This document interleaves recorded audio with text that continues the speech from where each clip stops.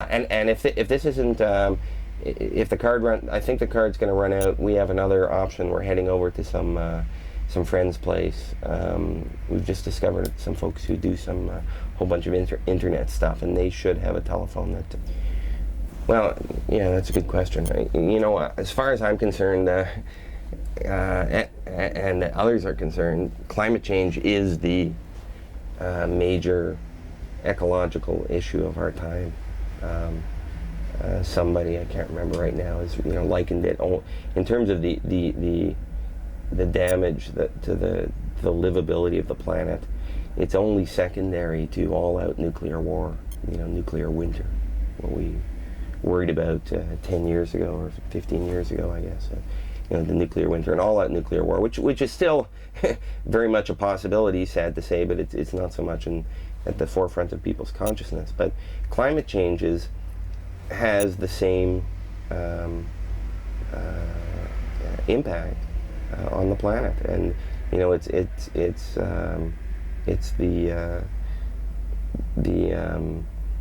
the result of burning all these fossil fuels and just pumping all this stuff up into the atmosphere, and it's profound in its impact, and I've been concerned about ecological issues for 20 years or so, and this is Elizabeth May, the head of the Sierra Club in Canada, says that this is the one that keeps her up at night, and I feel similarly. I mean, this is the issue that really disturbs me to the very core of my beliefs, and it's already upon us.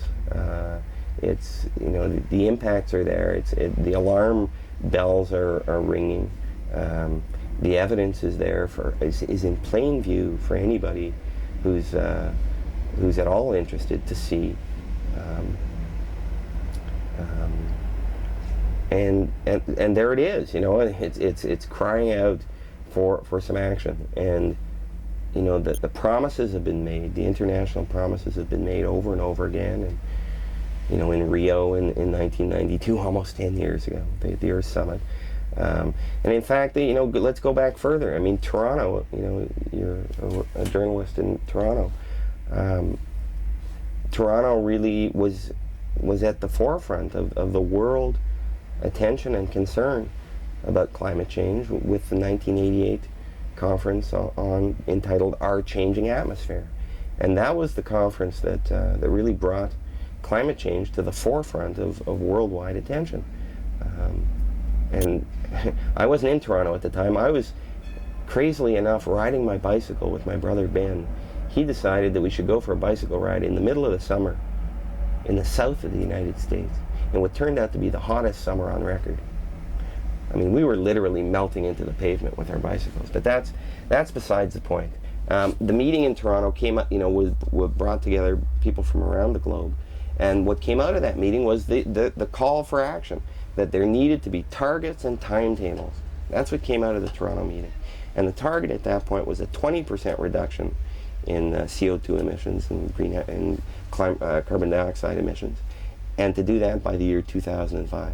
And one of the difficulties with this issue is you start talking about numbers and complex concepts, and people kind of lose their interest. But there's some basic numbers that folks kind of have to understand, and that is, you put carbon up into the atmosphere, and there's a certain amount that's natural, and if you put too much up there, the planet starts to warm up. I mean, this is a basic scientific fact, and the carbon gets up into the atmosphere, the CO2 gets up there from burning fossil fuels. It's really that simple. And forests are also a concern, and deforestation. But so there's the burning of the fossil fuels and deforestation, and the simple the simple solution is to burn a lot less fossil fuels and move off of fossil fuels altogether. Make that transition and start making it soon, and reforest and leaving the old growth forests alone, and reforesting the planet with forests, not with tree plantations. So the solutions are available. And what's so frustrating, what led Kelly and I to The Hague, after the Toronto elections, it was, as far as I'm concerned, one of the most important issues in the Toronto elections is climate change, and what Canada and what Toronto can and should be doing about it. Is that your other line? Yeah. So after the election, I just kind of thought, woke up the next day and thought, well, what next? And we figured this was the place to be. The Hague was the place to be for the World Conference on Climate Change.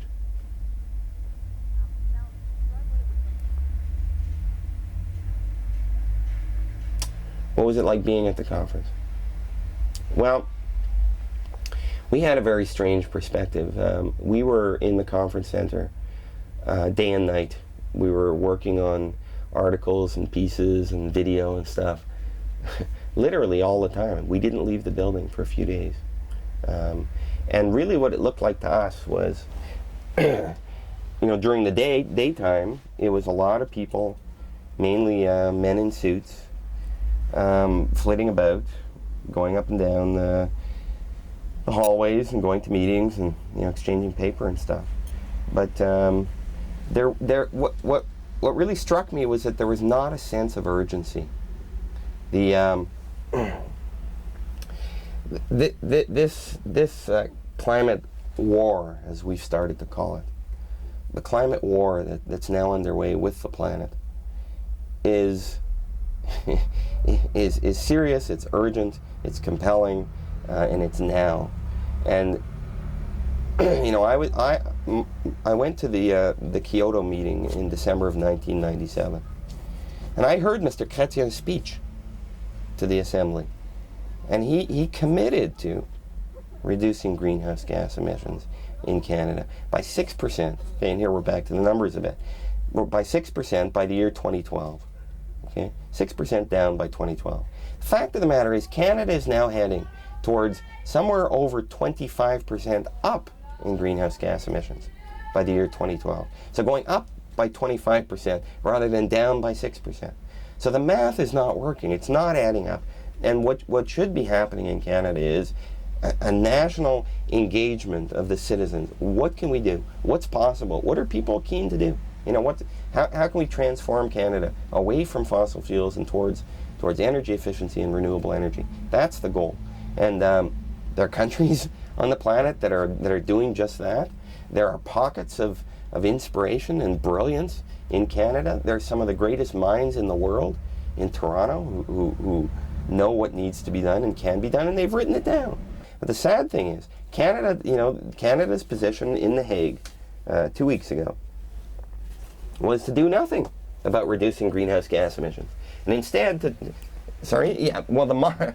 monitor it, and credit where credit's due. Canada's science is good, and their monitoring is good, right? But they're just measuring this crime against humanity that's underway. I mean, when you have 10,000 people who die in the floods in Mozambique, when you have annual flooding virtually in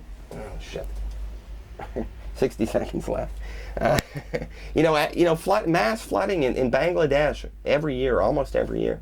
This is a war that's underway, and this stuff is happening. The war is happening because Canada and countries like Canada refuse to take action to reduce their greenhouse gas emissions, and the action has to happen now. So that's why we're so passionate about taking action and trying to shine the spotlight on Canada's shameful position in The Hague, the worst of 182 nations. 182 nations who gathered together. Canada was at the bottom, number 182. That in my view should be a wake-up call to Canadians to start phoning the Prime Minister, to phone their members of Parliament and say, what the hell is going on here? Of course not. But I mean, the media, that's the media's job, but that doesn't mean that they're going to do that, right?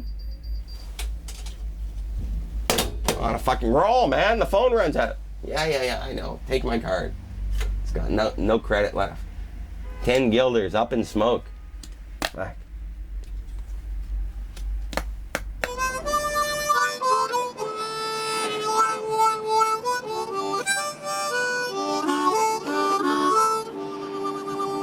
Cops are watching us.